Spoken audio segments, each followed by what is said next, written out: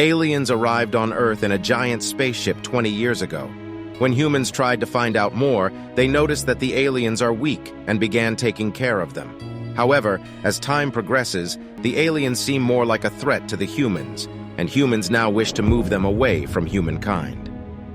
In a series of interviews, humans speak about the appearance of aliens on Earth. Around 20 years ago, a huge alien spaceship arrived above the city of Johannesburg in South Africa. It had been the first kind of interaction that humans had with any alien species, and humans were shocked. For 3 months, the ship had stayed above the city, with no aliens coming out of it. Eventually, humans decided to cut into the ship to see what was happening inside the ship. The discovery the humans made was of millions of malnourished aliens, all stuck inside the ship. In an act of kindness, the humans decided to house the aliens in a special camp called District 9. They gave them food and shelter and kept them safe from any kind of harm. As the alien population grew, the camp became a slum. 20 years later, the aliens have now increased exponentially, and the area has become unbearably overcrowded. The aliens cannot return to their home planet because during their landing, an important command module of their ship had fallen onto the Earth's surface. However, the module had never been found afterward. Due to this, the aliens still live on Earth, with their ship deemed inoperable.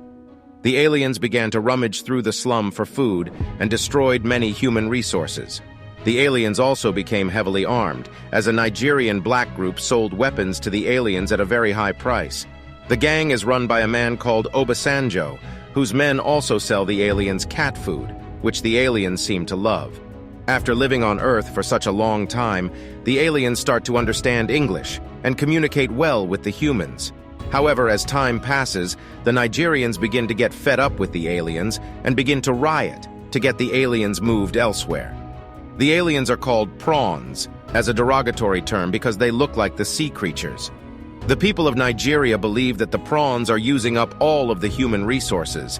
Amidst all the chaos, the government decides to get involved and hire a company called Multinational United, or MNU. The MNU is a company that specializes in private weapons. The MNU is interested because of the biological weaponry of the aliens, which is their area of expertise. The MNU is given the task to relocate the aliens from District 9 to a new camp, just outside the city. A simple man named Wikus van der Merwe is kept in charge of the whole operation. His wife, Tanya, speaks fondly of him, telling the world that he makes handmade items for her, which she appreciates. Wikus, alongside fellow soldiers, is sent to the camp to make the prawns sign an eviction form. Wikus visits each house with his assistant and a soldier and speaks to the residing aliens, forcing them to sign the form. When the aliens are uncooperative, they are forced to kill them. While visiting houses, Wikus and his team come across a house filled with alien eggs. They burn it to the ground, trying to prevent more aliens from being born. 3 aliens, Christopher Johnson, his son CJ, and one of Christopher's friends, search a garbage dump for the alien fuel from the prawn technology. Christopher has been working to manufacture a liquid for the last 20 years and has just been successful. At that exact moment, Wikus and his team arrive at their front door. Christopher's friend goes to see Wikus at the door, while Christopher hides the liquid and escapes through the back door. Wikus finds the liquid, and while inspecting it, accidentally sprays it on his face. When Christopher's friend refuses to cooperate, they shoot him in the head, and Wikus's arm is injured in the process. Wikus starts feeling unwell, vomiting after he sees Christopher's house. Despite his illness, Wikus asks to be taken to a restaurant because he says he's starving. However, as he eats, a black substance starts coming out of his nose. Wikus is taken back to the MNU headquarters to get checked. At the headquarters, Wikus is unable to stop coughing and notices his fingernails have started to fall off. Back at the slum, Christopher and CJ are trying to find the liquid, but they don't know that it has been taken. The two grow increasingly frustrated. Wikus is surprised with a party, but during the party, while cutting the cake, he vomits a black substance all over the table. Knowing that her husband is really sick, Tanya takes him to the hospital. At the hospital, as the doctor cuts into the makeshift cast on Wikus's arm, he notices an alien claw grow where his hand was. Panicking, Wikus starts to get up, but the doctor puts an oxygen mask on his face. Meanwhile, the doctor calls for reinforcements and restrains Wikus. The team takes him back to the MNU headquarters, where they discover that Wikus is turning into an alien due to the liquid that splashed on his face. They also find the liquid container in his pocket and perform a variety of experiments on Wikus. They discover that with his new powers, Wikus can operate the biological weapons of the aliens. They force Wikus to shoot an innocent prawn, as Wikus begs to leave the innocent alien alone. The scientists discover that Wikus's DNA is in perfect balance with the alien DNA, which is gradually changing him into the alien. It is decided by Wikus's father-in-law that Wikus's body will be used to harvest biological materials and sent to companies interested in biotechnology. Wikus is about to undergo the procedure when suddenly he reacts violently and manages to escape. He goes to his home but finds the MNU agents already there. He goes back to the restaurant, but after the worker recognizes him from the TV, he escapes again. The news falsely states that Wikus had inappropriate sexual encounters with the aliens and contracted a sexual disease, which is turning him into an alien. The news also says that the disease is contagious, so people should stay away from him. Wikus realizes he has nowhere to go and returns to District 9. Wikus gets a call from Tanya, who doesn't want to believe the rumors, and he promises her that he will eventually return to her. He ends up in Christopher's shed, where he finds that the missing command module has been hidden by Christopher in the shed.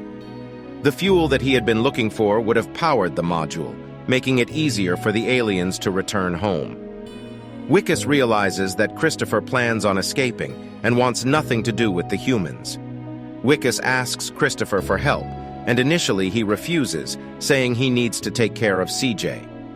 However, Christopher reveals that the same liquid can turn Wikus back into a human. Coming to an eventual agreement, the two decide to sneak into the MNU headquarters to retrieve the liquid. Wikus visits the gang leader Obasanjo and asks for weapons to complete their quest.